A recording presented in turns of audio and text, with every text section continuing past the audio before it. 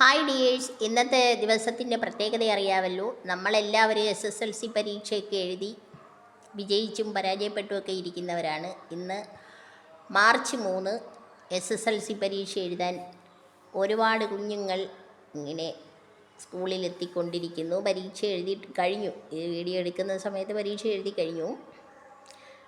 Video ഇടാൻ താമസിച്ചു പോയി. എല്ലാവർക്കും അനുഗ്രഹമുണ്ട്. അധ്യാപികയായിരുന്നു ഞാൻ. എല്ലാ കുട്ടികളുടെയും നെഞ്ചിടിപ്പ് നമുക്കറിയാം. നമ്മളും കുട്ടികളായിരുന്നല്ലോ വർഷങ്ങൾക്ക് മുമ്പ്.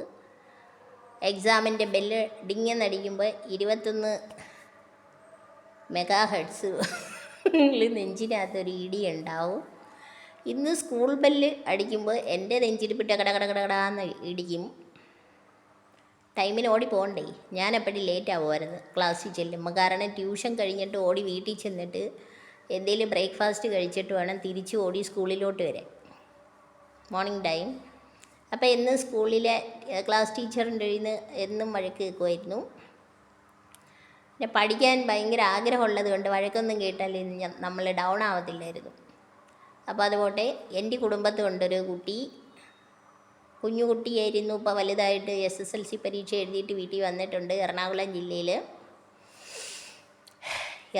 ജില്ലയിൽ ഏകദേശം 33,000-ഓളം പേര് കുഞ്ഞുങ്ങളാണ് SSLC എക്സാം എഴുതിയ. അതിലൊരു കുഞ്ഞ് എൻ്റെ കുടുംബത്തിലെ കുഞ്ഞാണ്.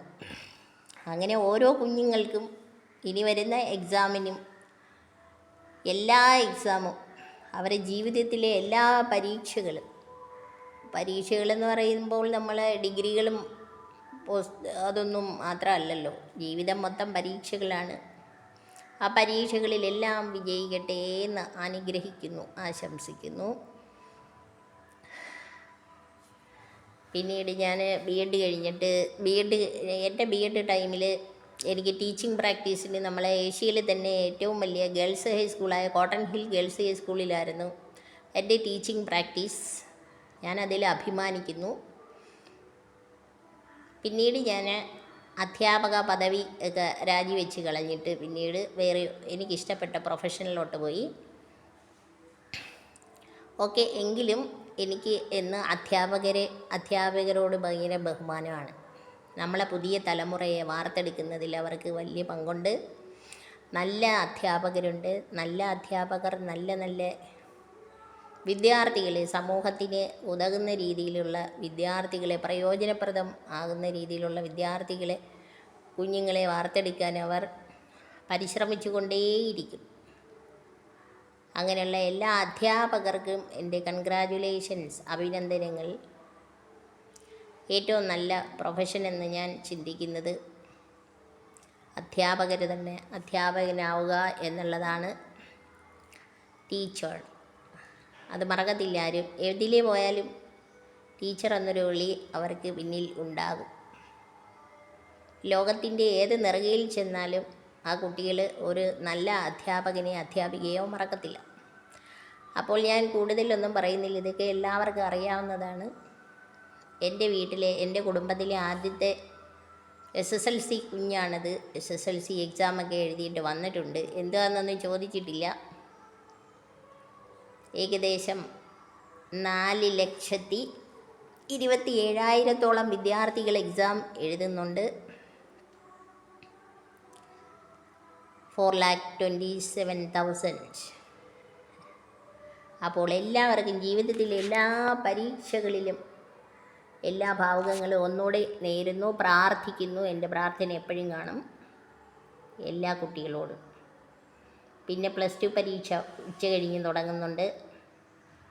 അവർക്കും എല്ലാ ആശംസകളും നേരുന്നു. അപ്പോൾ ഓൾ ദി ബെസ്റ്റ്. ഒരു കുട്ടികളെയും ടെൻഷൻ അടിപ്പിക്കരുതേ. മാതാപിതാക്കൾ ആരും ടെൻഷൻ അടിപ്പിക്കരുത്. അവർ പോയി എക്സാം എഴുതും. അവരുടെ കഴിവിനനുസരിച്ച് എക്സാം എഴുതും. അപ്പോൾ ബൈ. നല്ലൊരു ദിവസം ആശംസിക്കുന്നു. എല്ലാ കുഞ്ഞുങ്ങൾക്കും ഒന്നും കൂടി ആശംസകൾ. നിങ്ങളൊട്ടും പതറരുത്. പഠിച്ചത് സമയം കിട്ടുമ്പോൾ പഠിച്ചതെല്ലാം എഴുതി നോക്കുക. ഇമ്പോർട്ടൻ്റ് ആയിട്ടുള്ള ക്വസ്റ്റ്യൻസും ആൻസേഴ്സും ഒക്കെ അധ്യാപകർ പറഞ്ഞു തന്നിട്ടുണ്ടായിരിക്കും. നമുക്കും തോന്നും ഇന്നതെന്ന്. എങ്കിലും ഒരു ക്വസ്റ്റ്യനും ആൻസറും ഒരു പാഠഭാഗവും അവോയ്ഡ് ചെയ്യാതെ എടുത്ത് പരീക്ഷ എഴുതി നോക്കുക. പരീക്ഷ എഴുതുന്ന നമ്മൾ ക്ലാസ് റൂമിൽ പരീക്ഷ എഴുതുന്ന അതേപോലെ തന്നെയുള്ള മെൻറ്റാലിറ്റിയോടുകൂടി എക്സാം എഴുതി നോക്കുക. ഞാനൊക്കെ അങ്ങനെ ആയിരുന്നു. ഒരു 10 എക്സാമൊക്കെ എഴുതിയിട്ടാണ് പിന്നെ കോളേജിലും സ്കൂളിലും ഒക്കെ പോയിരുന്ന് എക്സാം എഴുതുന്നത്. അപ്പോഴേ ടെൻഷൻ ഫ്രീ ആണ്, ടെൻഷൻ ഉണ്ടാവത്തേ ഇല്ല. അപ്പോൾ ഓൾ ദി ബെസ്റ്റ്.